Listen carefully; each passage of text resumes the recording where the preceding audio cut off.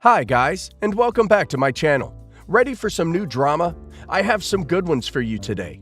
Let's go to the first one, about OP's stepdaughter, who demands OP doesn't attend her husband's funeral because she doesn't want to explain to her kids why their grandma is younger than their parents. Enjoy the stories, guys, and don't forget to like and subscribe. And of course, don't forget to leave a comment. I, 34 female, got married when I was 24 to 53 male. Let's call him F. I met him when I was 20. When we began dating, we received all sorts of accusations and criticism, but we didn't care. We went on to have a happy, quiet life, 3 children, 8 male, 5 male, 3 female, and we're hoping for baby number 4 on my request when COVID hit. F continued as an essential worker, doctor, while I went home as a high-risk patient due to a long history of pulmonary issues, including a lobotomy. In October, we both tested positive for COVID. For me, it was like a regular cold. F landed in the ICU in a week. He was connected to a ventilator on October 25th and died on December 10th.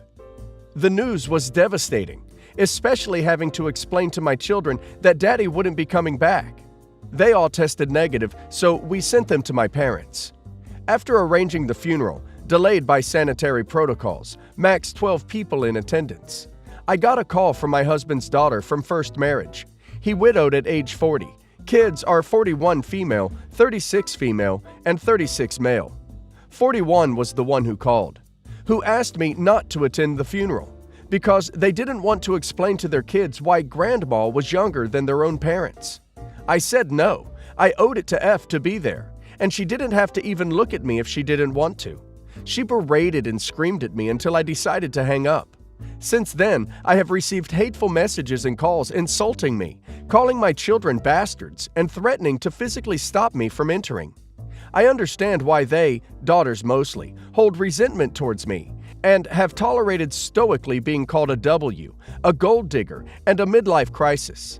I guess I'd be upset too if my stepmother was younger than me, and according to 36 male, they feel my babies replaced them. For F's sake, I have never pushed my family onto them, and only 36 male and his husband have met my kids. I've only seen his grandkids through pictures. Another sore topic is the inheritance. Here, you don't get to write a will. By law, your spouse gets 50% of your assets, while the other 50% is split evenly amongst your children.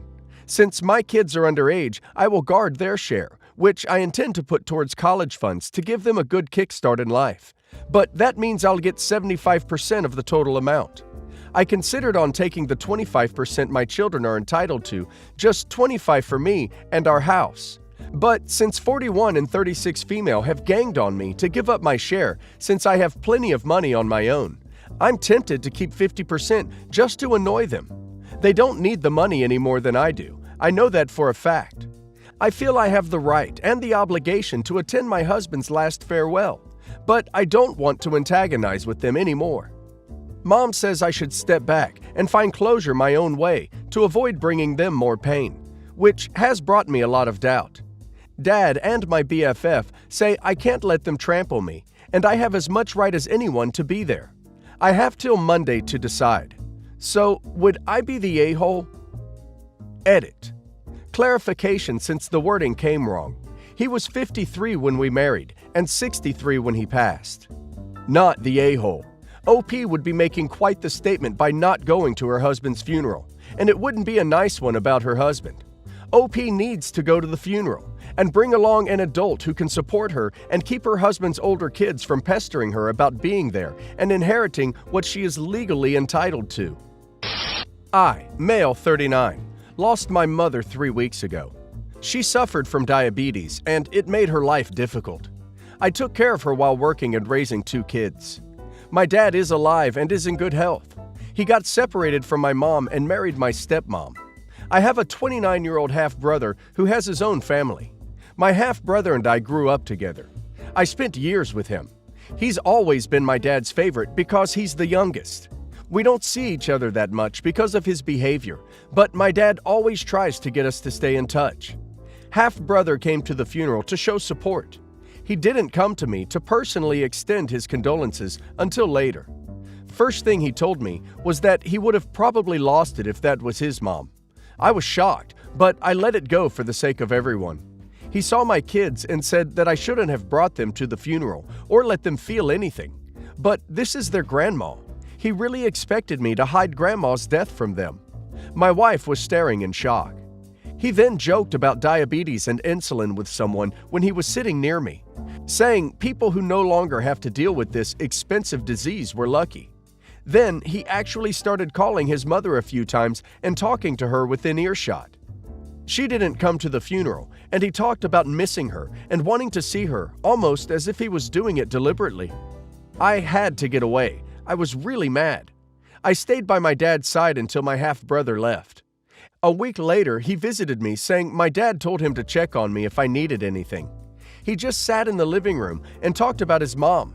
I visited mom. I had dinner with mom. I'm spending this Christmas with mom, etc. He then brought up my mom's house and said I needed to sell it and asked how much I thought it cost. He talked about selling my mom's house that still had furniture and her clothes in it. I lost it and yelled at him for saying inappropriate things when things were still raw. He acted shocked and confused, saying I was lashing out of grief, but still that didn't excuse my behavior. I ended up kicking him out of my house after we had a huge argument. About an hour later, he sent me an awful text telling me that he was relieved it was my mom who died, not his. I was so angry and shocked, I immediately deleted it. In the evening, I got a call from Dad, berating me for kicking him out when he showed up to check up on me. I explained to Dad, but he just said, "He's your brother. Your problem is with God. Don't take it out on him." And be graceful and supportive of those who showed up at the funeral and supported you.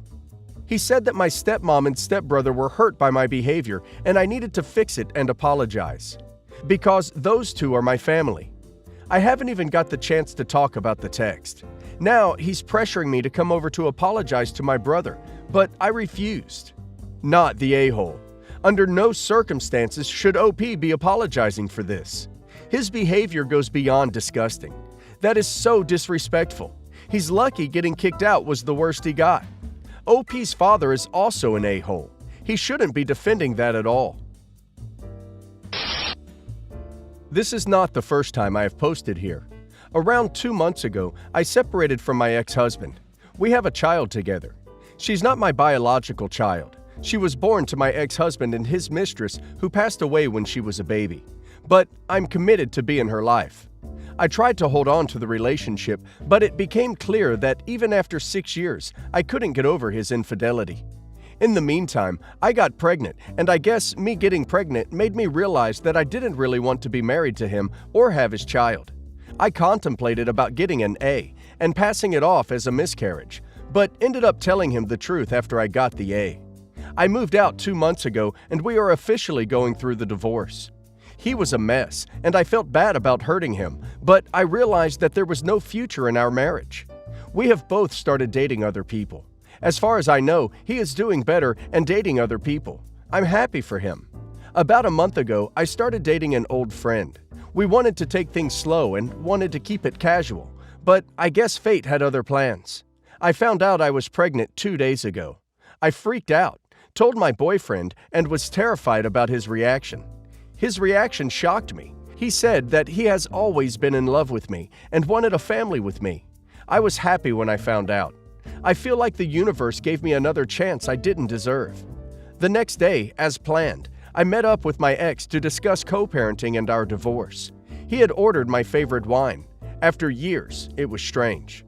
While discussing, he noticed that I wasn't touching my drink and asked me why I wasn't drinking. I made an excuse about not feeling well. He then straight up asked me if I was pregnant. I was shocked and didn't know what to tell him. I figured there was no point of lying at this point, so I said yes. He asked me if I was going to keep the baby. I felt uncomfortable with the question and replied in the affirmative.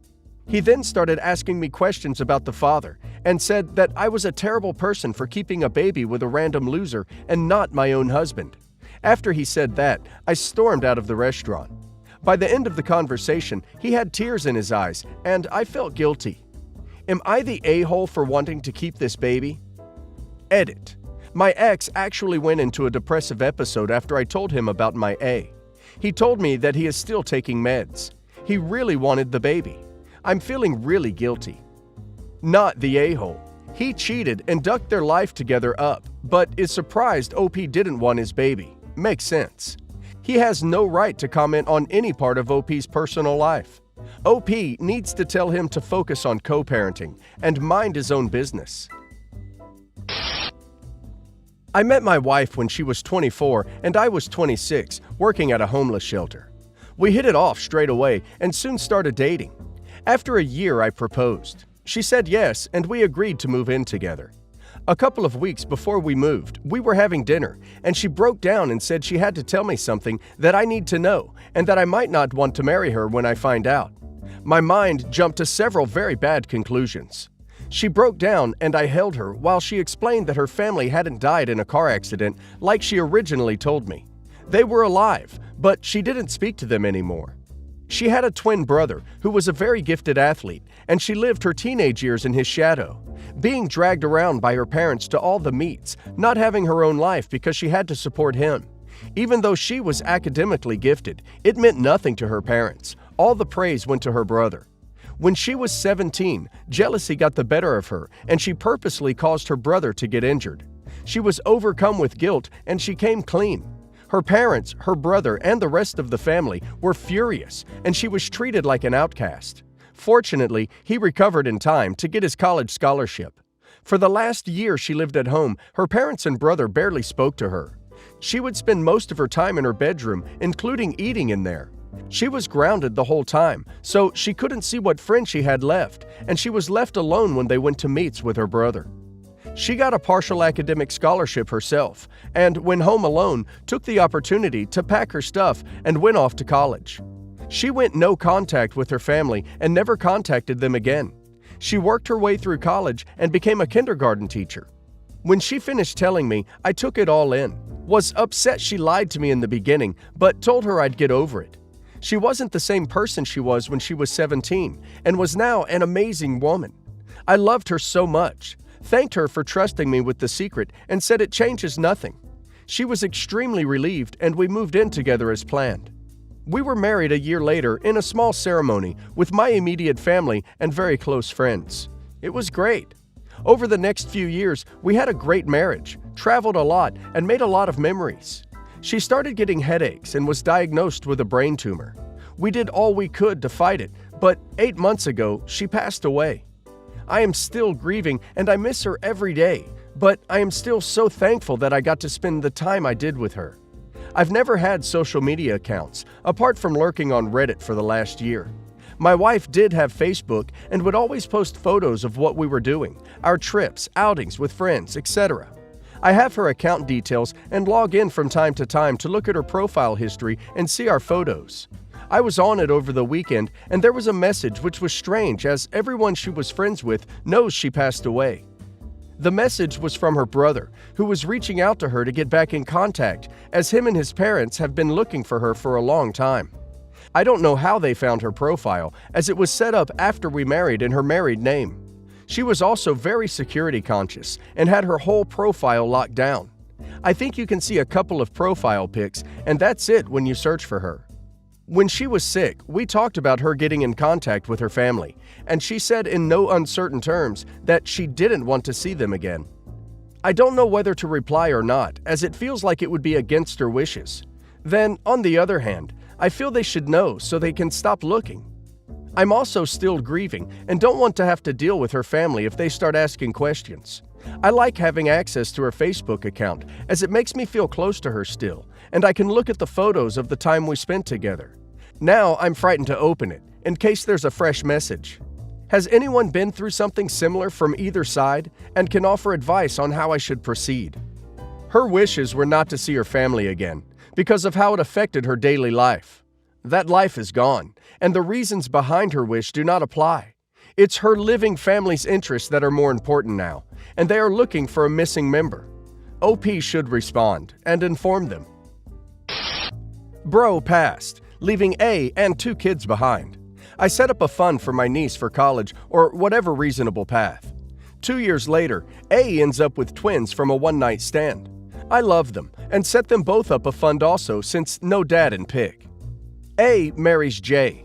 She always said she was done with kids. So it came to my surprise when they said they were trying, as J wants more kids and doesn't believe in BC. I am their accountant and can fully say that they can't afford it. Jay has a disabled child, and just above 55% of his checks go to support and medical bills. A weekish later, I privately sit down A and tell her that I have a family myself now and am managing 6 funds, so I just want to give a heads up that I can't afford to start another one. She protests, saying that she expected the fund to be split between all her children.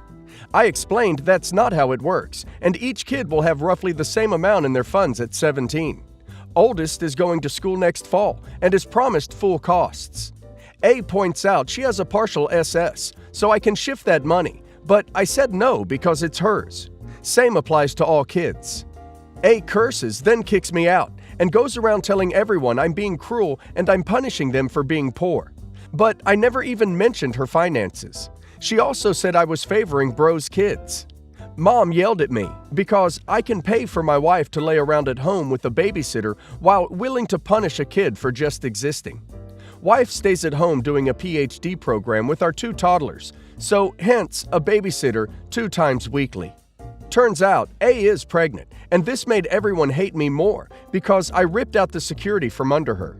That I stressed her out, and if the baby is harmed, it's on me. That I am the most well off, and it wouldn't even sting. Am I the a-hole? I don't want to punish an innocent child, but I don't see why it's on me.